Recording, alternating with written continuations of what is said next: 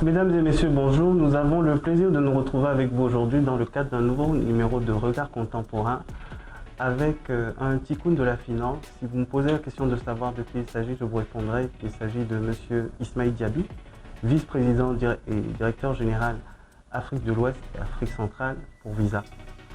Bonjour M. Diaby. Bonjour Yvon. J'espère que vous allez bien. Je vais très bien et vous-même? Ça va. Un peu stressé, mais bon, ça va. C'est un réel plaisir de pouvoir échanger avec vous dans le cadre de ce nouveau numéro de Regard Contemporain. Et déjà, merci à vous d'avoir bien voulu vous rendre disponible, parce que nous savons que votre emploi du temps est très chargé. Donc, avec votre permission, nous allons rentrer dans le vif du sujet avec la première préoccupation. Nous avons débuté par une petite parenthèse sur votre parcours. Alors, West Africa Regional Marketing Manager chez Western Union, Deputy Head of Retail Banking chez BNP Paribas, Business Development Leader chez Western and Central Africa, et ensuite Managing Director Western and Central Africa, et aujourd'hui vice-président Western and Central Africa chez Visa. Au cours des 20 dernières années, vous avez réussi à impacter le développement de ces structures dans le cadre de l'exercice de vos fonctions. Si vous deviez vous présenter, en mettant de côté vos références professionnelles, que diriez-vous? Autrement dit, Ismaïl Diaby. Merci beaucoup déjà pour l'invitation à échanger avec vous aujourd'hui. Alors Ismaïl Diaby, il n'y a pas de complexité à parler d'Ismaïl Diaby. C'est quelqu'un d'extrêmement simple. C'est un jeune cadre supérieur africain, très passionné par les sujets de développement du continent, du monde, mais également du continent et en particulier de la Côte d'Ivoire. Et également une personne très ancrée sur les valeurs humaines, donc qui aime beaucoup à passer du temps avec sa famille, avec ses amis, ses collègues. Je prends énormément de plaisir à interagir avec l'humain. Et enfin, je suis une personne attirée, une personne amatrice de culture. Donc quand je parle de culture musicale, une culture artistique, mais aussi féru de voyage. Mon activité professionnelle m'amène à voyager, à parcourir un peu le monde. Et la dernière chose que je voudrais dire, passionné de sport. C'est vrai que j'essaye de pratiquer un sport au quotidien, en tout cas tant que j'ai la santé. J'essaye de faire un sport parce que ça contribue énormément à mon équilibre au quotidien. Merci à vous pour ces éléments de réponse que vous venez de partager avec nous. Et nous allons donc poursuivre l'entretien avec une autre préoccupation. Quel est votre point de vue au sujet de l'évolution du secteur de la finance en Afrique au cours des 20 dernières années? Très bien, ça c'est une question très, très vaste. Alors, il y a une étude a été menée par le cabinet McKinsey il y a quelques années de cela, et qui disait que entre 2011 et 2020, le nombre de comptes bancaires en Afrique a doublé, donc est passé à 500 millions. Et pendant cette période également, aux alentours de 2015, la Banque mondiale redéfinissait la notion de compte bancaire, et on parlait très souvent d'inclusion financière égale à avoir plus de comptes bancaires, mais la Banque mondiale a introduit la notion de compte financier ou compte de transaction, donc qui permettait à un certain nombre d'acteurs qui a vraiment débarqué en force dans les années 2010, donc les opérateurs mobiles, à pouvoir venir et permettre à beaucoup de personnes qui ne pouvaient pas ouvrir de compte bancaire à pouvoir avoir un compte financier, donc le mobile money. Et Donc ça a été une première discussion dans l'activité, en tout cas dans l'offre financière sur le marché. Et par la suite, il y a eu d'autres acteurs encore qui sont arrivés, ceux-là encore plus jeunes, que sont les fintechs. Donc les fintechs qui ont impressionné le monde. Je pense que plusieurs personnes étaient un peu sceptiques sur la dynamique que pouvaient apporter ces fintechs et nous ont démontré tout le contraire, avec au fur et à mesure des levées de fonds toujours plus importantes. Et ceci a été drivé également par l'innovation.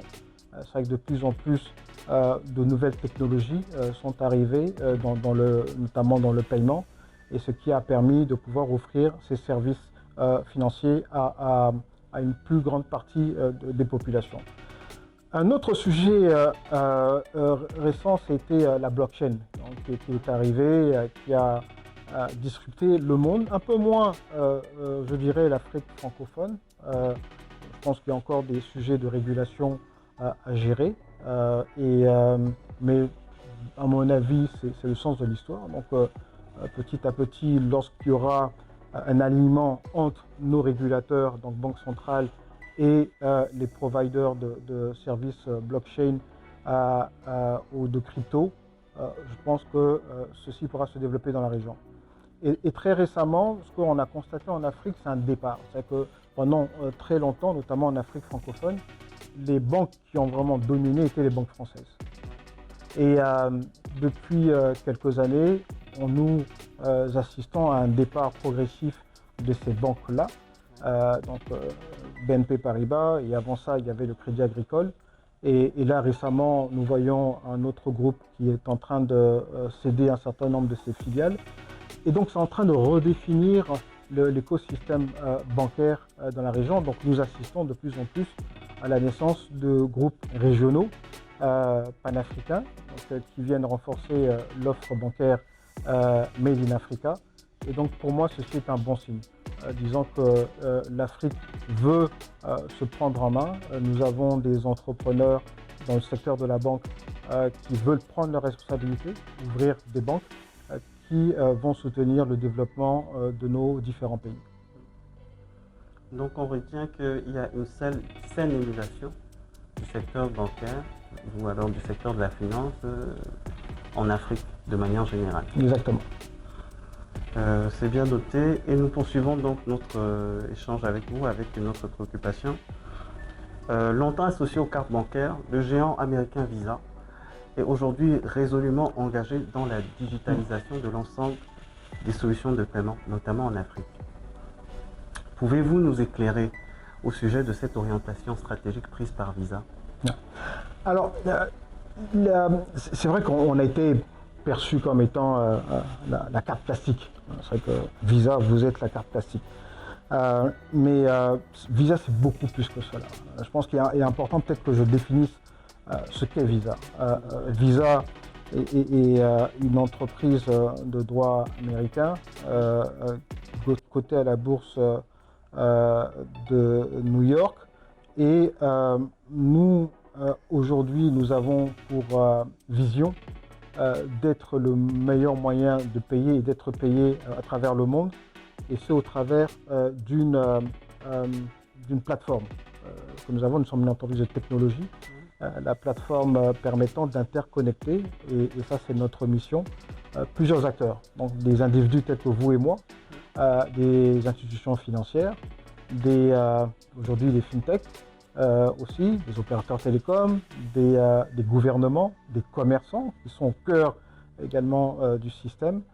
Et ceci au travers de différents outils que peuvent être la carte que vous pouvez utiliser vous ou moi pour pouvoir payer, mais également des TPE qui permettent de pouvoir accepter le paiement. Donc Visa se trouve au cœur de cet écosystème-là qui permet de faire passer des messages de transactions financières entre tous ces différents acteurs. Donc notre rôle va bien au-delà de la carte bancaire. Alors, ce qu'on a remarqué en revanche, et je vous l'accorde que c'est vrai que pendant longtemps on parlait surtout de cartes, ça a été l'évolution technologique. Durant ces dernières années, nous avons constaté que le monde va très vite en termes d'innovation. Et nous avons les besoins des clients, des consommateurs deviennent de plus en plus complexes et ils veulent se simplifier la vie. Et donc nous suivons cette tendance, nous anticipons même cette tendance, nous apportons des solutions de dématérialisation de ces cartes plastiques que vous avez toujours eu à utiliser. Donc aujourd'hui on parle beaucoup de cartes virtuelles, beaucoup de cartes digitales. Et on parle également d'outils d'acceptation de paiement qui évoluent, donc passer du TPE classique à votre smartphone qui devient, si vous êtes un commerçant en tout cas, un outil qui vous permet d'accepter le paiement. On parle également, durant le Covid, il y a eu un gros boom du paiement en ligne. Et donc aujourd'hui, ça a permis de pouvoir accélérer ce type de paiement sur la région, notamment en Afrique. Et nous parlons aussi de plus en plus de ce qu'on appelle le mouvement de l'argent. Ce n'est pas uniquement de payer, mais c'est de pouvoir faciliter tout mouvement d'argent, que ce soit du transfert d'argent, que ce soit des paiements de gouvernement aux citoyens, des citoyens au gouvernement, des gouvernements aux entrepreneurs, aux entreprises, des entreprises au gouvernement, et permettre à tous ces différents flux de pouvoir exister. Et donc c'est vraiment l'accent sur lequel notre focus aujourd'hui. Je terminerai en disant sur ce volet que rien de ceci ne pourrait se faire sans les partenariats que nous nouons. Visa ne peut réussir seul le défi de l'accélération du digital dans la région. Nous le faisons au travers de nos partenaires bancaires, fintech, opérateurs télécoms et gouvernement bien entendu. Et c'est grâce à tous ces partenariats-là que nous arrivons à accélérer notre feuille de route digitale. Et nous savons qu'une augmentation de 1% du paiement digital dans une économie émergente impacte positivement son PIB de 3%. Et donc c'est un focus sur lequel nous sommes aujourd'hui afin de pouvoir aider nos différentes économies à pouvoir prospérer. Aujourd'hui, vous êtes à la tête du leader des paiements digitaux, quasiment 20 ans dans l'industrie de la finance. Quel est le narratif autour de ce parcours à succès? Merci beaucoup. Alors, on parle de succès aujourd'hui, mais ça a démarré quand même par quelques échecs aussi. Je pense qu'il est important de le noter. C'est vrai que quand j'ai terminé mes études sanctionnées par un master en marketing, communication et stratégie commerciale de l'INSEC Paris, en cherchant du boulot, premier job que je cherchais, ont été marqués constamment par des refus, par des échecs. Et je pense que ces échecs m'ont permis de me connaître, me redéfinir et de pouvoir trouver ce que je voulais faire pour l'avenir, pour mon avenir. À la suite du dernier échec, je me suis assis et j'ai redéfini ma vie en dimensions. La première dimension est ma dimension personnelle, ma dimension ensuite professionnelle, ma dimension familiale et ma dimension spirituelle. Et tout ceci dans le but de trouver en fait ma mission de vie. Qu'est-ce que je voulais laisser comme trace en quittant ce monde un jour. Et dans la dimension professionnelle, je me suis fixé un premier objectif qui était de pouvoir diriger à l'âge de 40 ans. Et tous les choix que j'ai faits par la suite étaient dans l'atteinte de cet objectif-là. J'ai commencé, après ces échecs-là, j'ai commencé en tant que téléopérateur. J'étais surdiplômé pour ce boulot, mais il fallait commencer quand même quelque part. C'était en France, à Lyon. Et j'ai commencé en tant que téléopérateur. C'était également une leçon de vie pour moi. De partir sur quelque chose qui était en deçà, entre guillemets, de mes capacités et réapprendre pour pouvoir monter. J'ai pu grimper petit à petit les échelons, mais quand j'ai défini mon parcours professionnel avec l'objectif d'être dirigé à 40 ans, de diriger une entreprise à 40 ans, j'ai été très précis. Je veux diriger une multinationale. Je veux diriger cette multinationale sur le continent africain, notamment en Côte d'Ivoire. Et en étant dans une petite entreprise à Lyon, j'ai compris tout de suite que ce n'était pas ce que j'allais faire après parce que je voulais rejoindre une multinationale. Et à l'époque, je recevais souvent Western Union. J'étais étudiant, donc Western Union des parents. Donc j'ai eu une proposition d'emploi chez Western Union que j'ai rejoint. Et il y avait déjà cette affinité avec la marque parce que je recevais tous les fins de mois, je priais Western Union à la fin des mois pour pouvoir recevoir mon argent. Donc j'ai rejoint cette entreprise américaine où je dirigeais le marketing pendant quelques années, pendant 7 années, pour l'Afrique de l'Ouest, francophone et anglophone. Et à la suite de cela, j'ai eu ce rôle à Paris à la fois, mais également à Casablanca. Et j'avais envie de continuer à descendre un peu plus et aller vers en Afrique subsaharienne, qui était chez moi, donc là en Côte d'Ivoire. Et j'ai eu à ce moment-là une opportunité avec BNP Paribas, qui était mon client. Donc on avait eu plusieurs réunions ensemble avec les dirigeants qui avaient apprécié mon profil et m'ont demandé de les rejoindre. Et j'ai décidé de quitter Western Union et rejoindre BNP Paribas, mais en Côte d'Ivoire. Et ça me permettait d'avoir une expérience chez moi, dans mon pays, mais également de pouvoir... je travaillais à promouvoir le transfert d'argent entre le monde et la Côte d'Ivoire notamment. Et une fois que l'argent est reçu en Côte d'Ivoire notamment par certaines personnes, qu'est-ce qu'elles en faisaient? Est-ce qu'elles ouvraient un compte bancaire? Qu'est-ce qu'elles en faisaient?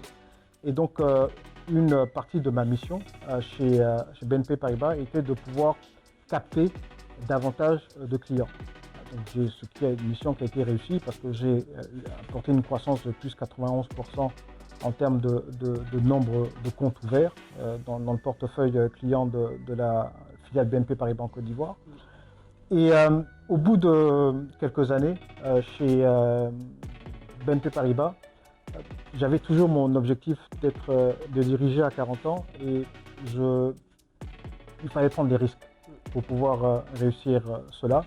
Donc j'ai cédé aux sirènes de Visa, donc il m'a approché également pour pouvoir les aider à développer leur stratégie commerciale sur la région Afrique de l'Ouest. Et j'ai accepté de prendre un risque, repartir à l'étranger, rejoindre Visa. Et à partir de là, je me suis reconnu dans cette entreprise, même si j'ai adoré les autres expériences, mais reconnu au travers du leadership de mes dirigeants, des personnes avec lesquelles j'ai beaucoup appris, notamment des valeurs d'humilité, de travail, de respect, etc. Donc, je me suis reconnu et j'ai passé la plus longue de mes expériences. Donc, 11 ans aujourd'hui, où je suis passé par différents rôles. J'ai pris de plus en plus d'importance et à finir aujourd'hui en tant que vice-président et directeur général pour la région Afrique de l'Ouest et centrale. Ça ne s'arrêtera peut-être pas là, mais j'y suis ici aujourd'hui et je veux vraiment en profiter avec tous les collègues avec lesquels je travaille au quotidien ici à Abidjan, également en RDC où nous avons un bureau. Et je prends énormément de plaisir à pouvoir adresser les différents défis du paiement digital, que ce soit en Côte d'Ivoire ou dans le reste des pays, des 18 pays que nous couvrons à partir d'Abidjan. Merci pour cette belle rétrospective de votre parcours professionnel. Et avec votre permission, nous sommes tentés de vouloir vous poser une question. Toujours en restant focus sur votre parcours, on a l'impression que le fil conducteur, déjà, c'est la soif d'atteindre cet objectif que vous vous êtes posé très tôt, très jeune, mais également une soif d'innovation. Est-ce que c'est bien ça?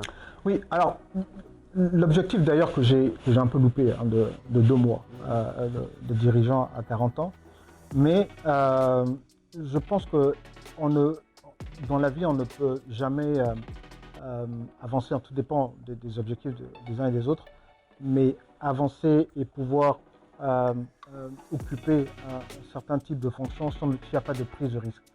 Et qui dit prise de risque veut dire également innover dans sa façon de voir les choses, dans sa façon de diriger.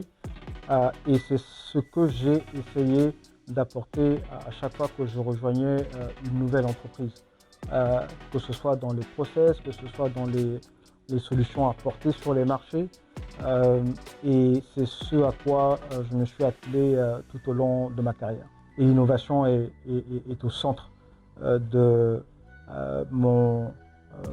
ma stratégie pour avancer dans ma carrière. Diriez-vous par exemple que c'est vos innovations qui vous ont permis de transformer à chaque fois vos clients en employeurs? Ah, ça je pense que moi je crois énormément dans les valeurs du travail. Pour moi c'est travail. Je demanderai à mes équipes, je vais toujours vous dire que j'ai toujours insisté sur la notion d'excellence dans le travail, dans la notion de rigueur, dans la notion de discipline dans le travail, qui sont extrêmement importants pour moi. Et une fois qu'on a tout ça, je pense qu'il faut savoir également le transmettre et dans la communication. Et c'est ce à quoi j'ai essayé de m'atteler durant ces interactions avec ces futurs employeurs dans quelques cas. Mais c'est d'être le meilleur de moi-même. Où que je sois, c'est d'être le meilleur de moi-même. Avec qui que ce soit un dirigeant d'entreprise multinationale à dimension mondiale ou une personne qui va travailler pour moi en tant que domestique à la maison ou autre. Pour moi, la notion d'excellence est à tous les niveaux. Parce qu'on peut apporter, on peut transmettre cela à tout le monde. Donc, il est important pour moi de pouvoir exceller partout. Nous allons essayer de transposer cette recherche permanente d'excellence en l'appliquant à votre leadership. Nous avons une question que nous avons préparée pour vous. Dans une interview récemment effectuée par Stéphane Corridon, qui est actuellement Managing Director du cabinet Ethos CI, ce dernier a affirmé que l'Afrique a besoin d'un leadership transformatif, c'est-à-dire d'un style de leadership axé sur l'équité, l'inclusion, la justice sociale et l'excellence que vous venez d'évoquer. Est-ce que vous partagez ce point de vue? Je partage totalement ce point de vue. Je pense que je m'inscris dans la même lignée que lui. Pour moi, le leadership, notamment en Afrique, doit prendre ces éléments-là en considération. Donc, que ce soit les éléments d'équité. Je pense que nous avons des marges de progression à ce niveau en Afrique. Que ce soit des éléments d'inclusion. Je pense que là encore, nous avons des marges de progrès en Afrique. Et les éléments de justice sociale, là également, je pense que nous avons une grande marge d'évolution. Et une des choses à laquelle je m'attelle, c'est pas uniquement de le parler, mais c'est de pouvoir le démontrer dans mon quotidien. C'est déjà de m'assurer, et là je rejoins un peu la culture chez Visa, on parle de diversité et d'inclusion. Ce à quoi je me suis attelé en tant que dirigeant de Visa pour les 18 pays d'Afrique de l'Ouest et centrale, c'est de m'atteler à pouvoir faire de telle sorte que nous ayons les femmes soient très bien représentées en termes de nombre dans les équipes. Et là, preuve en est qu'aujourd'hui, la majorité de mon COMEX est constituée de femmes. Et ça, c'était quelque chose d'extrêmement important pour moi, mais comme également pour Visa. C'est également de m'assurer qu'une entreprise qui évolue en Côte d'Ivoire, qui couvre la région, n'est pas uniquement que des Ivoiriens, mais qu'elle soit représentative de la diversité des pays que nous servons au quotidien.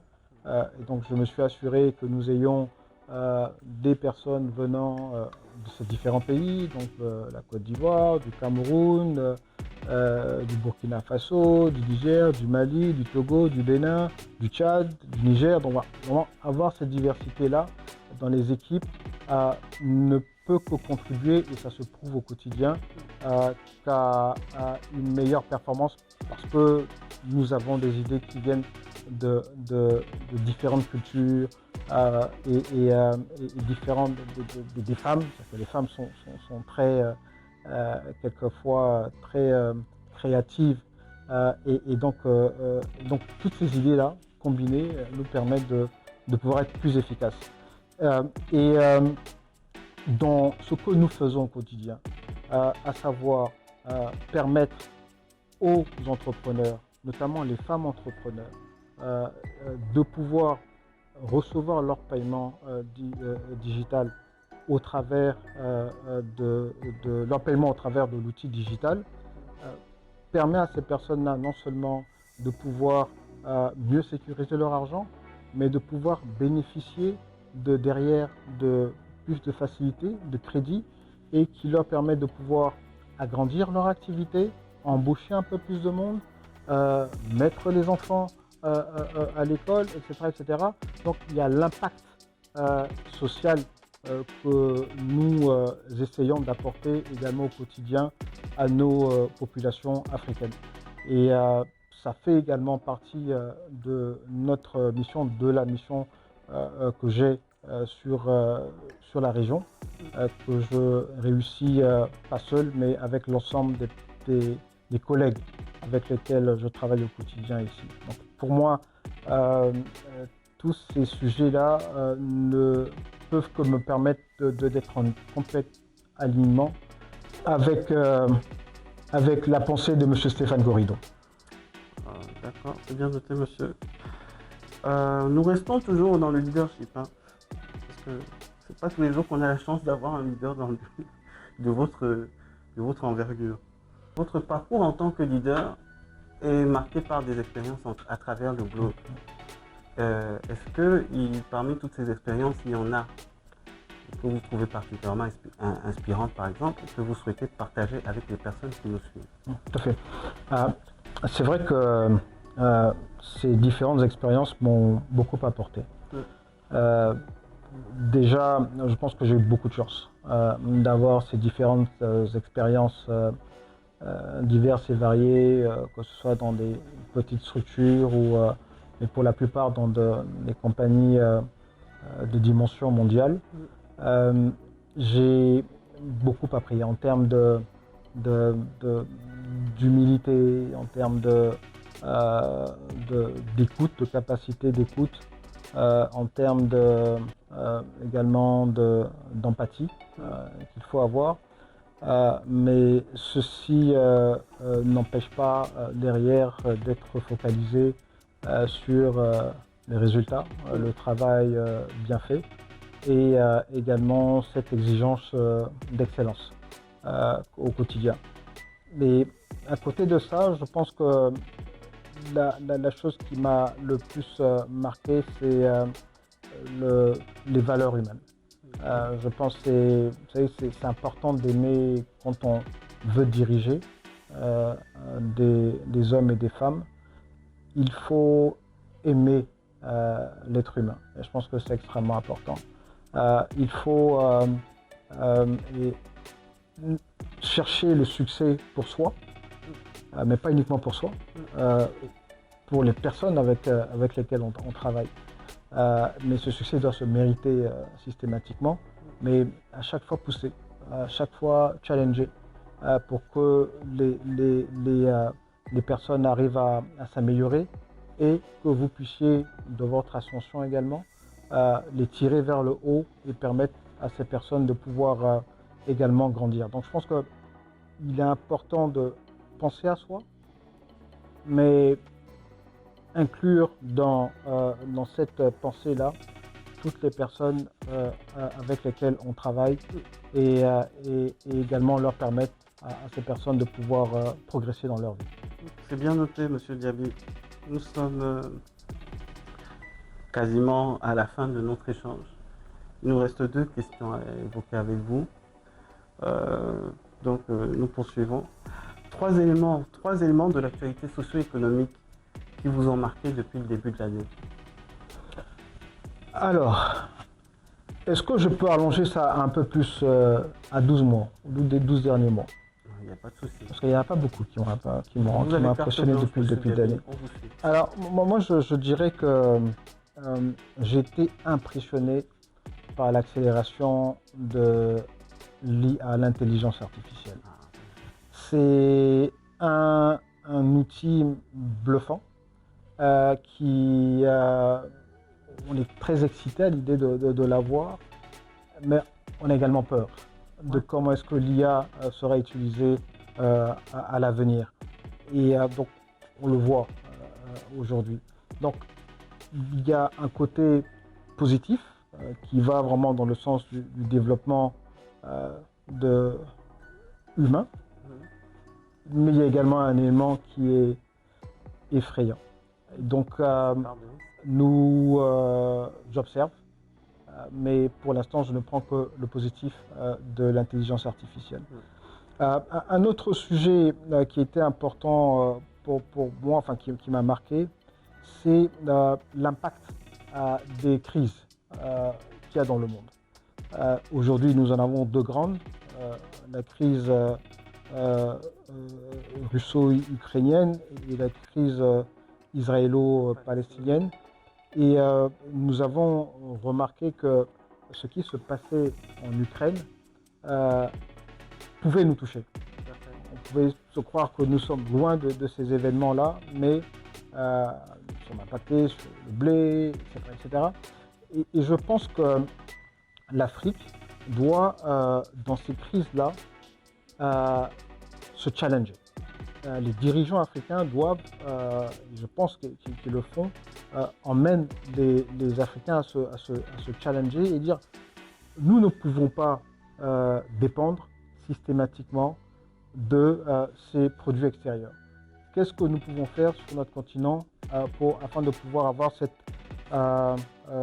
indépendance notamment pour nous nourrir.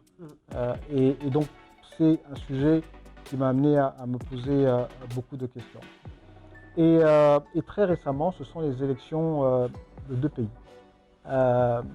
La France et les États-Unis, qui sont des exemples de démocratie dans le monde, et on voit que ça peut être compliqué. Donc la démocratie lissée telle que nous la voyons parfois n'est pas forcément évidente.